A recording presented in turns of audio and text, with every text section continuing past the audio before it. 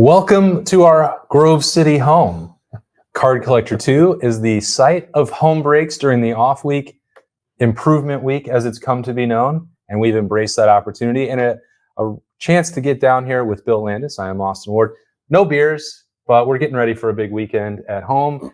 We've got some cards. There's a huge Topps Hobby Rip Night that is happening on Saturday down here in Grove City. So we're just getting a little head start on that, Bill, with some cards, and then Denzel Burke is going to be down here. There's tons of giveaways. There's a trade night from 6 to 10. We're going to talk to Ryan Johnson in the middle of this show about what to expect and what's been going on with Ohio State players in the hobby.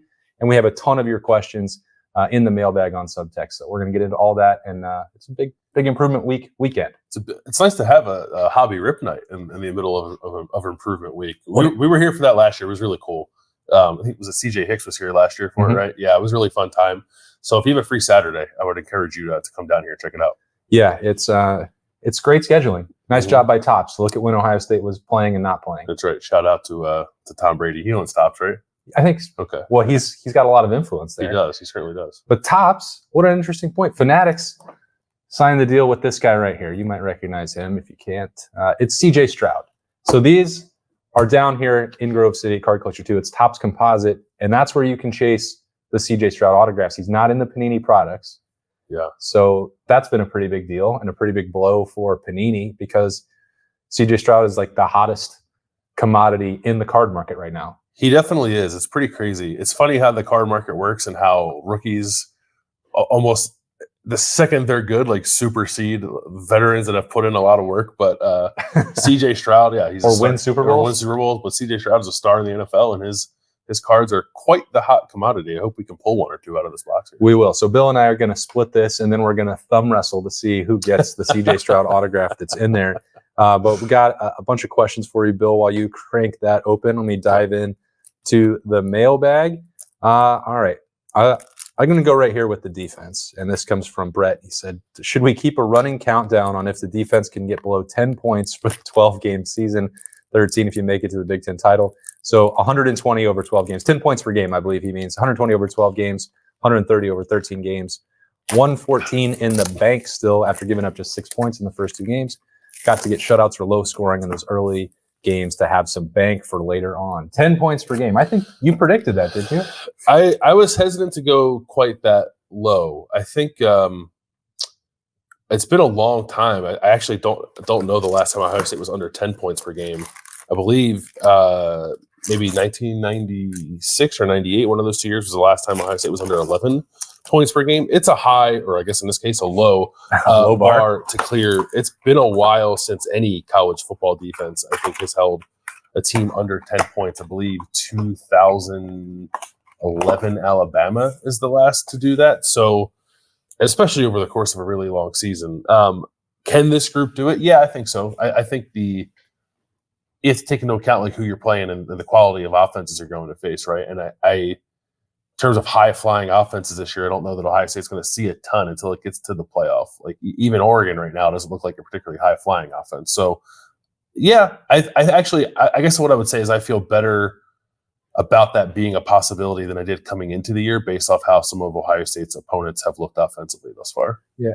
I mean, I don't think that Ohio State is done posting shutouts. So that gives you a little bit wiggle room. If you're with that. Like, if the conversation is, are they going to hold every opponent under 10 points? They probably won't, although it's not entirely out of the question. I don't know.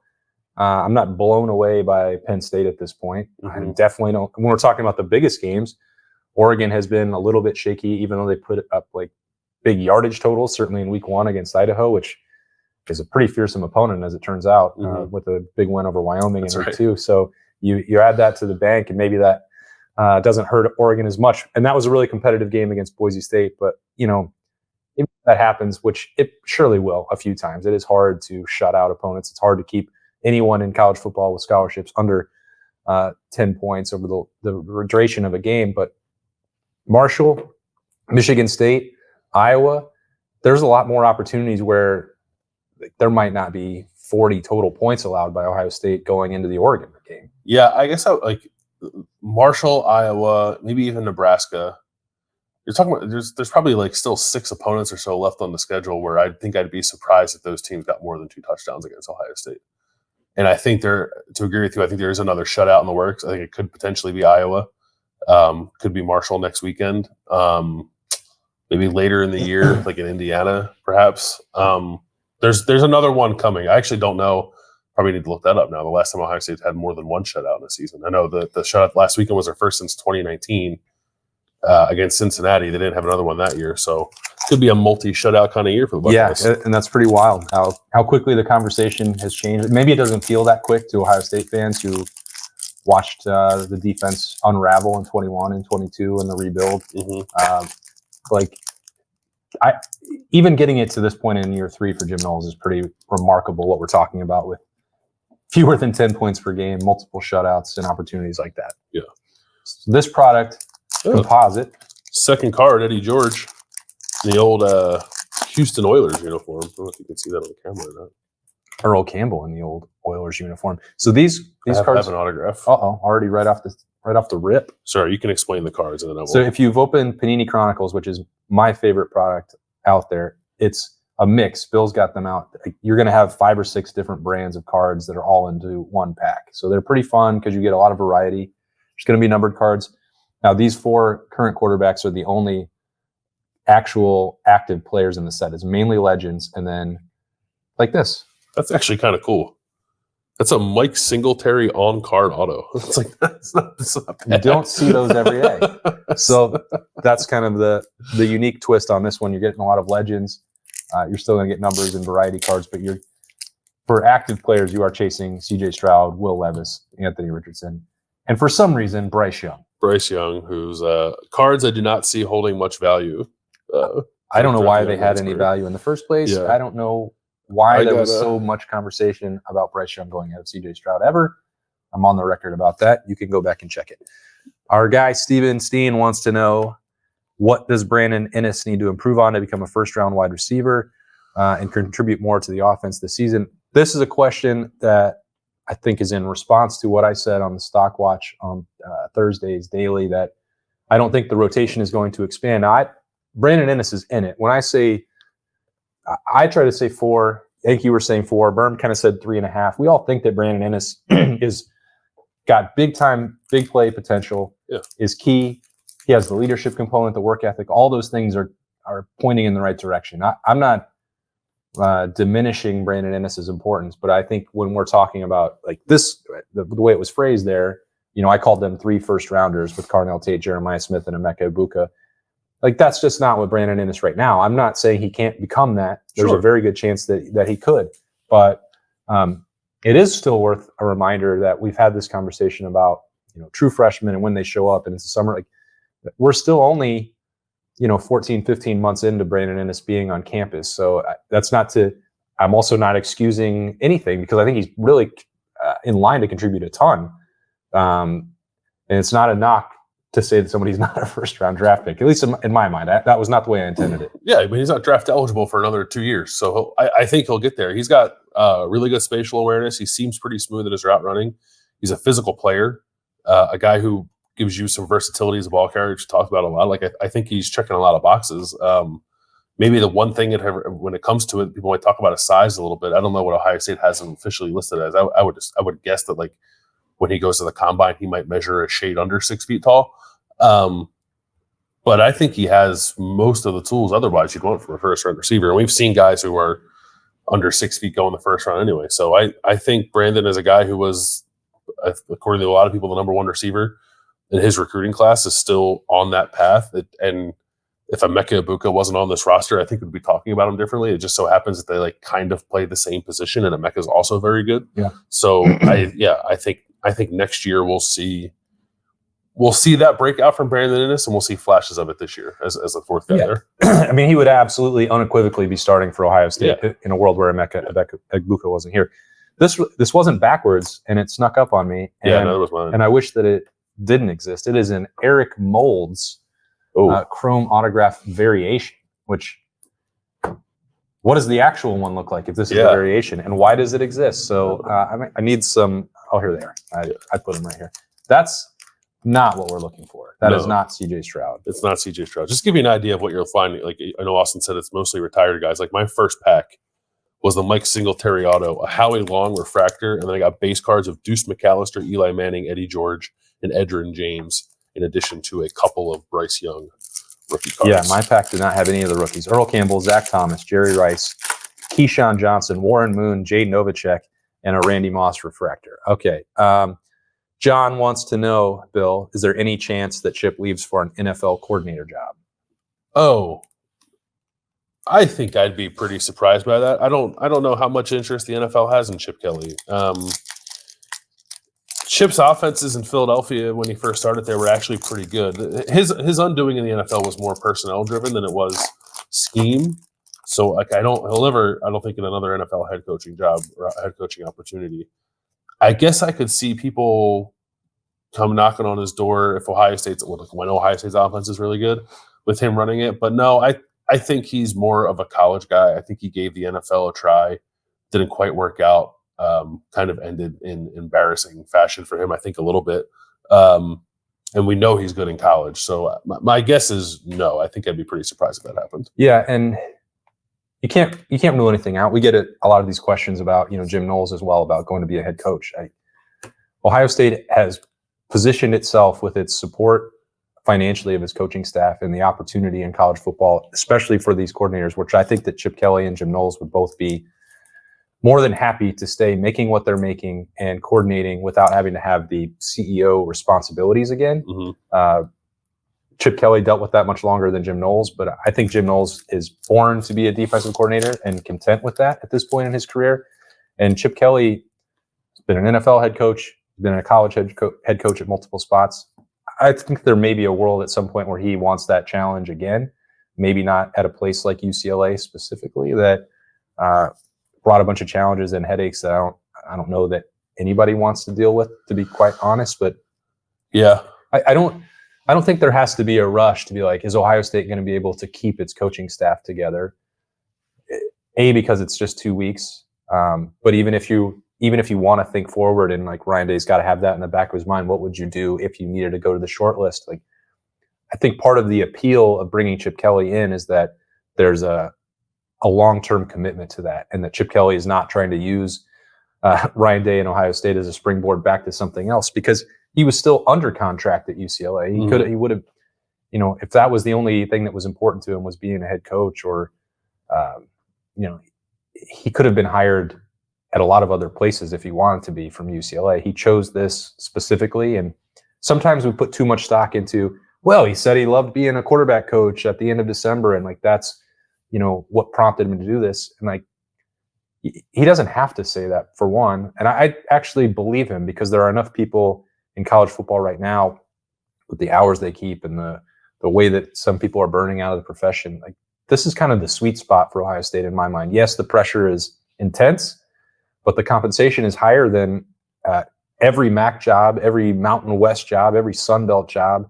They don't have to go do that, and I don't think that they will. Yeah, I guess I could see Chip perhaps wanting to become a head coach again after things settle a little more, or maybe, I don't know, if he wants to go like coach New Hampshire or something. Yeah, I guess that could be a possibility. No, I'm not worried about it. I don't think anybody should worry about it. I think Chip is here for a while, but we'll see. We know how the carousel works too. It's like, agents are really good about getting their guy's name out there to get them raises and stuff too. So even if you hear whatever, I don't know that I put too much stock into it. You got Donovan McNabb. I got a Donovan McNabb refractor for your my guy PC. I got a numbered Rod Smith Denver Broncos card out of that second pack I opened, and I also got a Peyton Manning Midnight insert, which are really cool. I actually really like the design on these in this product.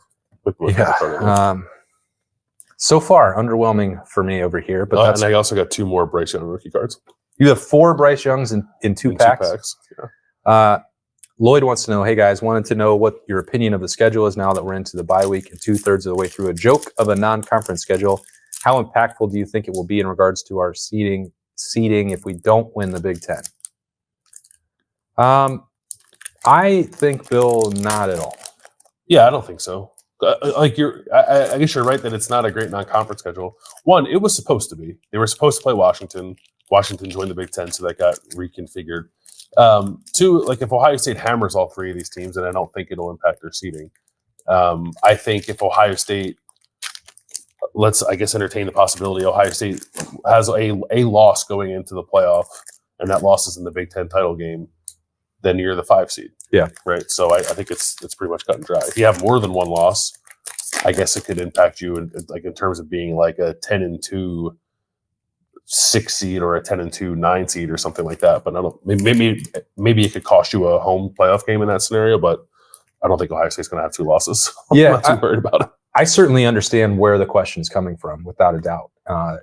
But until proven otherwise, we're dealing with the same group of people on the college football college football playoff selection committee, that has proven time and time again that they are only primarily concerned, even with all of the research and numbers and statistics available to them, that they look at the loss column. Yep. And I wish that it wasn't this way, because now in the setup for the playoff, you have built-in avenues just by winning the conference where, if you are LSU and you lose in week 1, it's not the end of your season. Like, I think there is more opportunity to play these big-time non-conference games and not have to worry about what that means to get into the expanded playoff. But until proven otherwise, I'm still going to believe that you can actually schedule your way there by just playing 3 pushovers and tuning up. Like, I don't like it. I don't want that to be the case, but until they actually make decisions that prove there's value to playing those big time games and winning them, or surviving or losing them, I just don't believe that they're going to go down that road. I think you're probably right, but like I think teams and programs clearly think they're going to change their way of thinking, right? Like, we have so many awesome non-conference series coming up. We have one, like Alabama's playing at Wisconsin this weekend. Right. They'll return the trip next year. Ohio State's obviously playing Texas, and Alabama and Georgia are coming down the pike. It will require a shift in thinking on the part of the committee. It seems like the sport thinks that there will be one that will invite more of those games, but we'll see if some of those series end up getting canceled, or we see like one here or there kind of fall off the books. Then I think that'll be a sign that the sport is fearful of what you're talking about. Yeah, I still think that they will be canceling those games. I don't think Ohio State, Alabama is going to be played. The SEC is not quite there yet, but they're going to eventually be going to at least 9 and probably 10 conference games. I think that's the way of the world, and that's going to change this. Chris Johnson, Green to 250. I got Ed McCaffrey, Green to 99. 81 out of 99, but I don't think that's jersey number. He's 87. Right? Eric wants to know, what is the confidence level in Hicks at linebacker after a not so good start? For us or from the staff? Because the staff, I asked about it. They said, both Ryan Day and Jim Knowles both said, they did not say yes, it's been a rough start. I think it was sort of understood in their answer, but they still believe in him as a linebacker. They want to keep him there. So I think there's still confidence there. Me personally, I don't have a ton, and maybe I'm too quickly writing off a guy after a 2-game sample size. But as Austin has pointed out a few times, there were times when TJ Hicks got in games last year when I don't think it looked great. So I just think maybe he's not a linebacker. He's an incredible athlete. I think there are a lot of things he can do on a football field for you. I don't know, I have a hard time seeing him breaking through as a linebacker. And that's not just him. That's what's ahead of him with Cody Simon and Sonny Styles and Marvell Reese. Yeah, and I think that who knows what can happen with another year of development. Maybe it is still in the adjustment or a different path. I know that people probably won't love hearing it put in those terms, but the level of competition he played in high school, I maybe didn't do him any favors, and it's been a more challenging road to get on the field for him than I think anybody would have envisioned. But that does not mean that it is impossible for him to do that. Bill's got some gold? Some gold over here. It's a gold Antonio Gates. Because of course, why not? Yeah. CJ Hicks, it's really important. Ohio State, they called him Captain Buckeye dating back to his recruitment. Yep.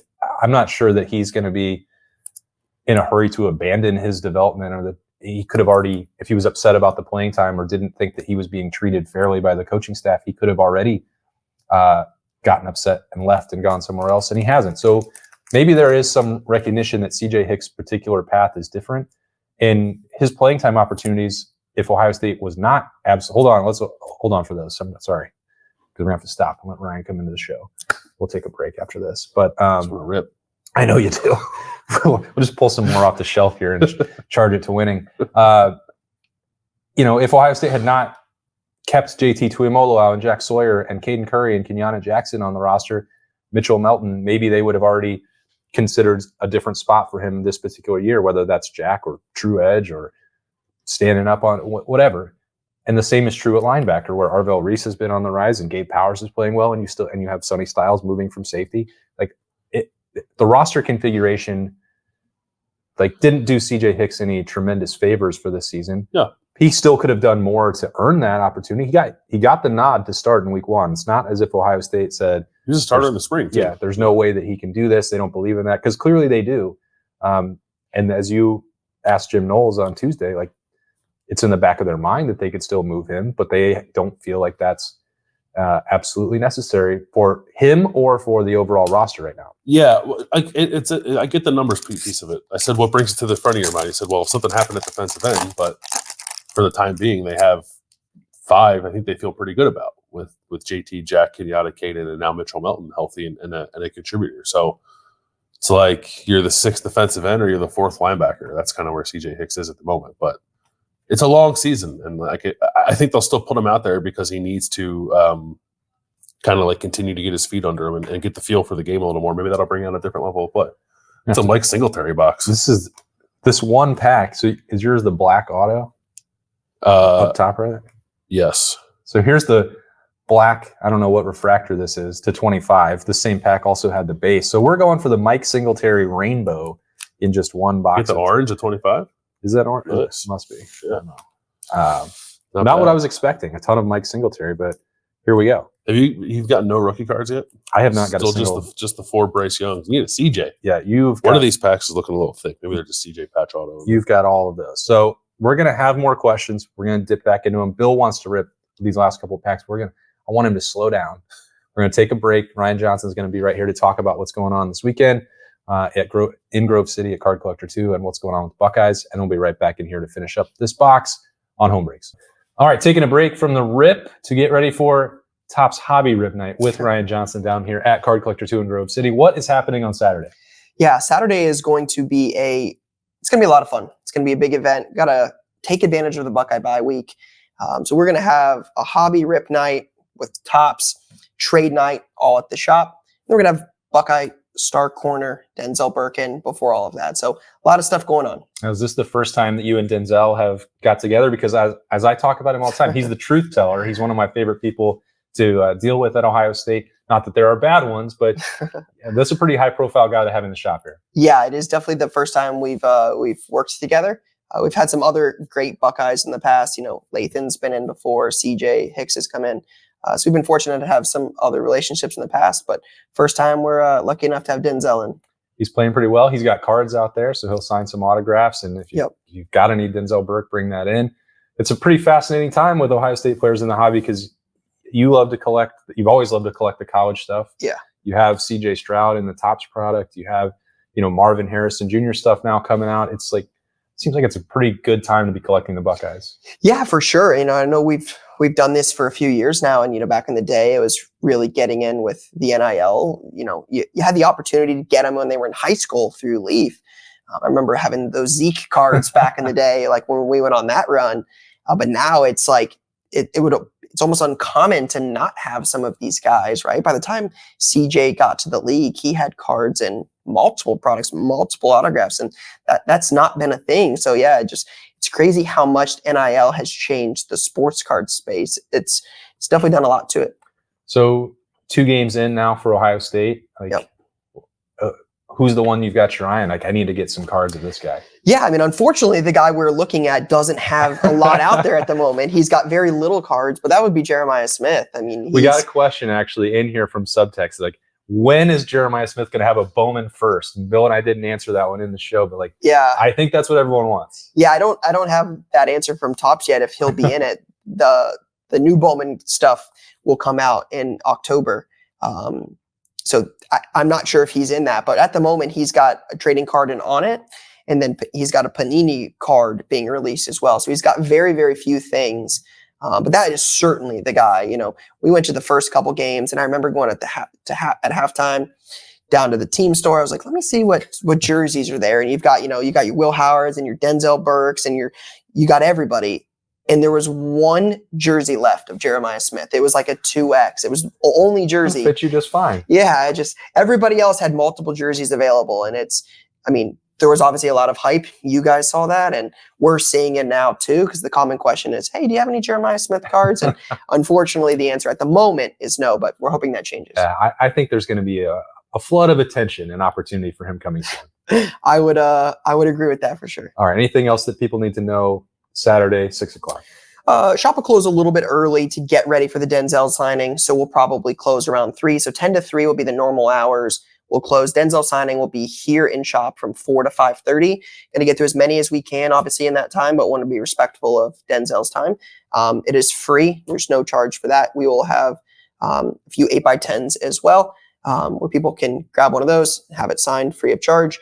And then the event will run from 6 to 10 p.m. Free food, plenty of cool giveaways, traders from all over the Midwest. Yeah, I promise you, there is nothing better than a Card Collector 2 trade night.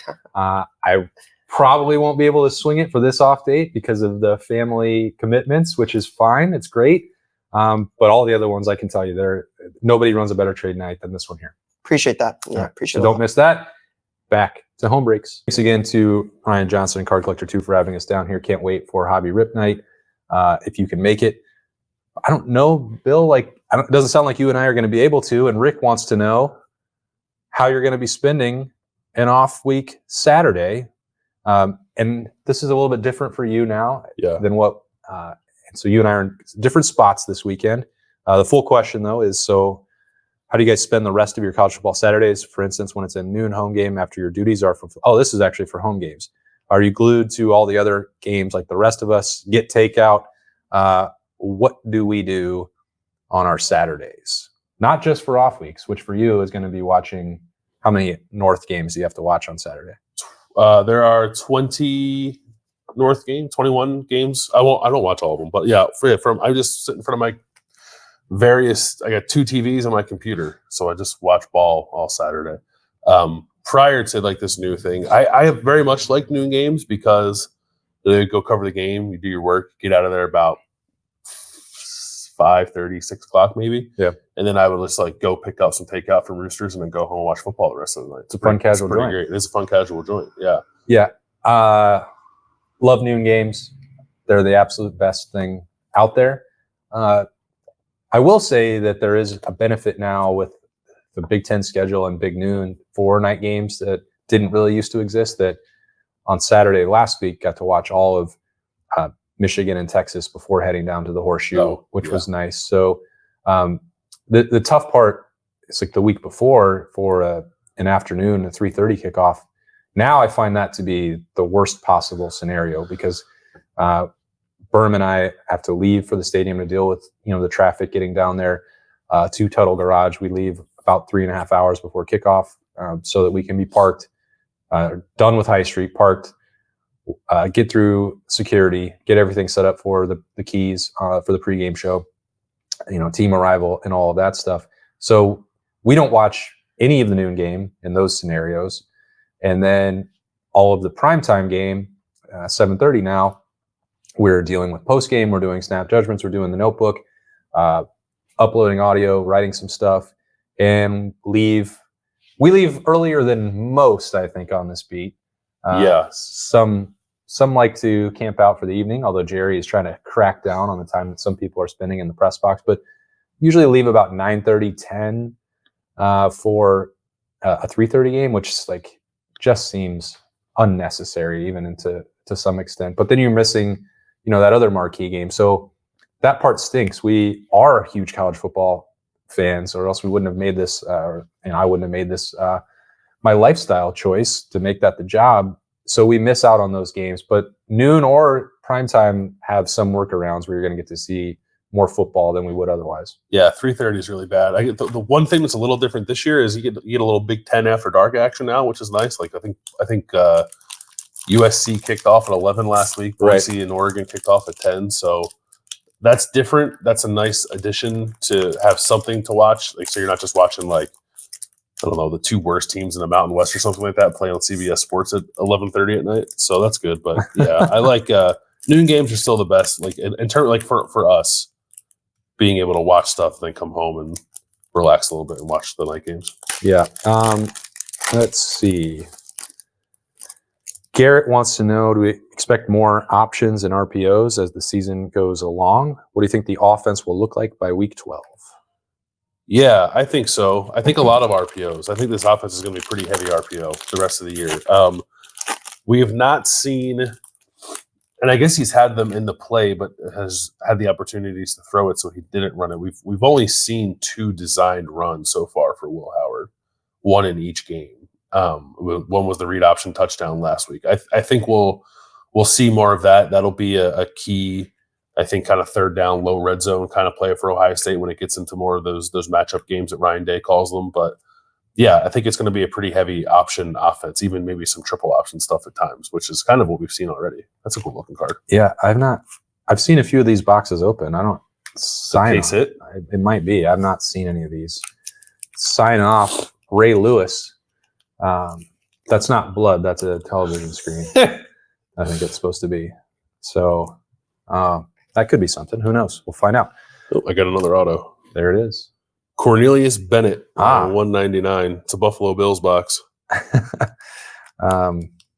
Yeah, I think you saw, especially from week 1 to week 2, to me it feels like Chip Kelly, Ryan Day, understanding what Will Howard can do and maximizing that, especially with the skill players around. And like, this guy can process the RPO, make the decisions, and get it out. Plus, he has the ability to run himself. So, like, I think that's going to continue to be there.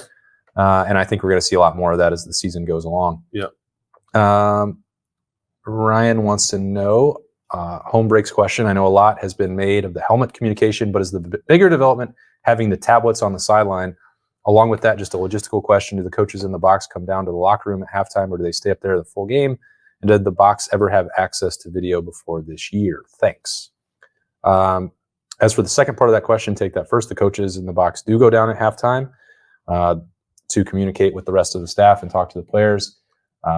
They hold the elevator for them so that they can take it down there and get there as quickly as possible and then come back up. So they have a quick sprint down there and back up. They were not able to get iPad footage. I think the television broadcast was on in there, but I think that was the extent of it. I was actually even just trying to think if there's even a television in there. Yeah, I know that there, or I believe that there is, but I don't think anyone was really watching it or paying attention to it. I'd have to double check on that. Yeah, I do think, to the first part of the question, I do think the tablet stuff is more impactful than the helmet communication stuff. Which is like, it kind of blows my mind. Like, I think there still are some teams that aren't using the video stuff on the sideline, and if Ryan Day was talking about this, and I think he'd probably agree if you asked him, the ability to come right back to the sideline and see all 22. They get the sideline angle all 22, the end zone angle all 22, and they get the television copy to dissect plays almost instantaneously as soon as you come off the field, and not just have conversations about them, which they obviously were able to do. I think is huge, especially for young football players. And it's different than the NFL. The NFL is just looking at still photos. These guys are looking at videos. You can run the play, run it back and forth as many times as you want. I think that's had a tremendous impact on making adjustments much faster on the fly across college football. The helmet communication impacts things too. Some teams use it differently. Some teams, I think, aren't even using it to call plays. They're kind of just using it to communicate situational stuff or some coverage stuff to the quarterbacks or the linebackers, vice versa. So that's not as uniform in terms of how teams are choosing to use it. But I think the video stuff is a major deal. I was not expecting Ryan Day, Chip Kelly, Jim Knowles to be as in love with tablets as they have proven to be. They are like, it's like watching a 16-year-old who just he discovered some magazines or something for the first time, and like Ryan Day can't put it down. It's like he can be asked about something completely different, about in-game adjustments or the offense or defense, and be like, you know what? I love being able to watch it. Like, we can process things on the sideline and make adjustments. He's talked about the tablets, I don't know, 100 times already through 2 weeks. It's pretty crazy. Yeah, I think it's just it goes back to who they're working with, and I just think a lot of 18 to 22-year-olds, and maybe most people, are much more visual learners. So the ability to see it and not just talk about it, I think, is a huge difference. Yeah, no, I completely agree with that. John says Ashton Genty is having an awesome year. Let's say you could do one trade, either Boise's top 2 running backs for Ohio State's top 2 running backs, or Boise State's offensive line for Ohio State's offensive line. Which would you make or not make any trade? Yeah, I'm going to pass on both those options, I think. Ashton Genty is very good. I think Ashton Genty is the best player in college football right now. But Ohio State has two really good running backs, so I'd rather have the 2 than the 1. And then I'd be lying if I said I was an expert on Boise State's offensive line play. Clearly, I think they got to have something to them what they're running for, but I think I'll take Ohio State's offensive line. Yeah. Now we'll see.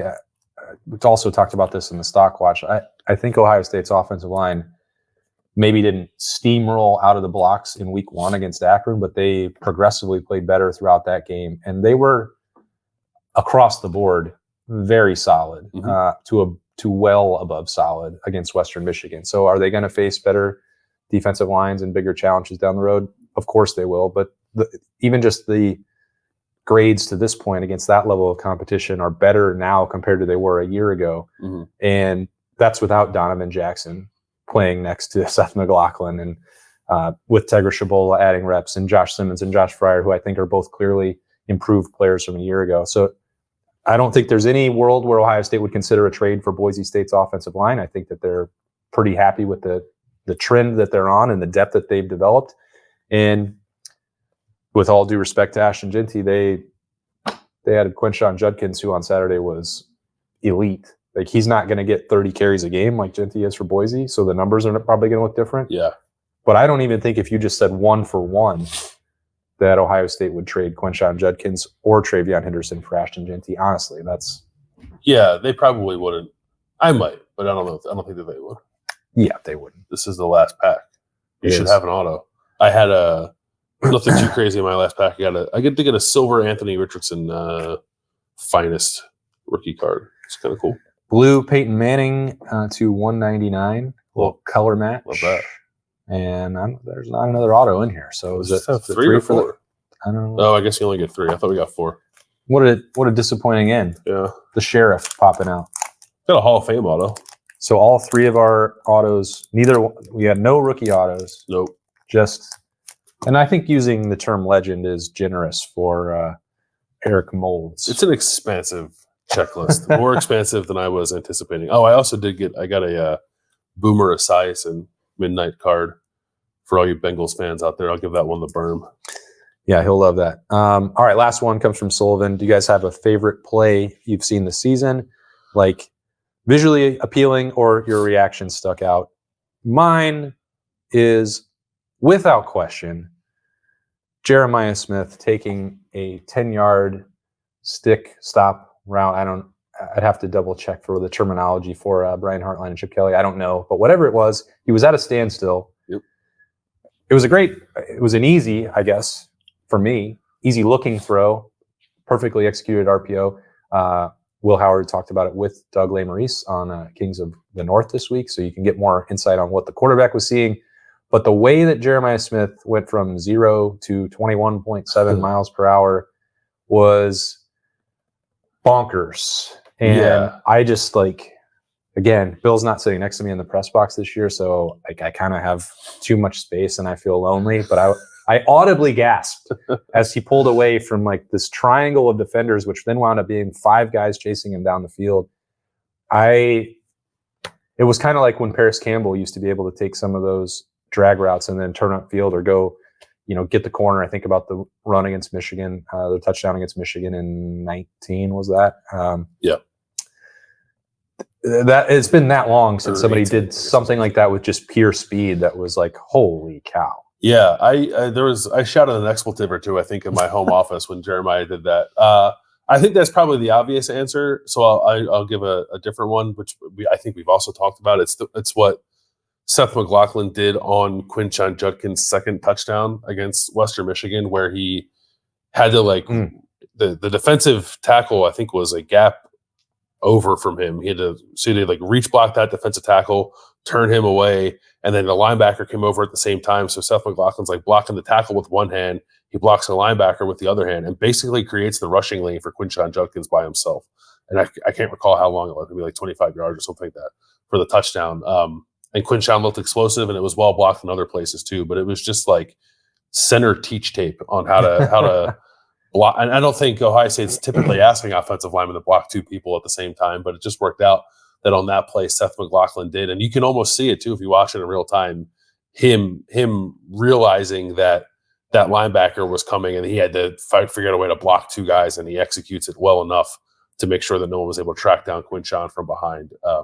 It was just, for me, a really nice encapsulation of, one, what kind of player Seth McLaughlin is, but two, just I think how much improvement Ohio State is getting at the center position this year compared to last year. Yeah, it's been fun. Ohio State has got a lot of talent on display. They are 2-0 in the middle of improvement week here, which is almost over. And we get to stop talking about that in a few days and get back to Ohio State preparing for Marshall. But it's great to, have a little breather, I guess. I would have preferred Ohio State to keep playing. I think the Buckeyes would have too, yeah. But it gave us an opportunity to sneak down here to Grove City, where there's going to be Topps Hobby Rip Night, 6 to 10 on Saturday. You don't want to miss it. Denzel Burke will be here, as we mentioned, so it's a nice opportunity to go see one of Ohio State's high draft picks coming out of here and one of their key leaders. Just one of them. He's just one of them. And he's pretty fun to talk to, as you may have heard us mention in the past as well. So thanks to Card Collector 2 and his whole team for having us down here.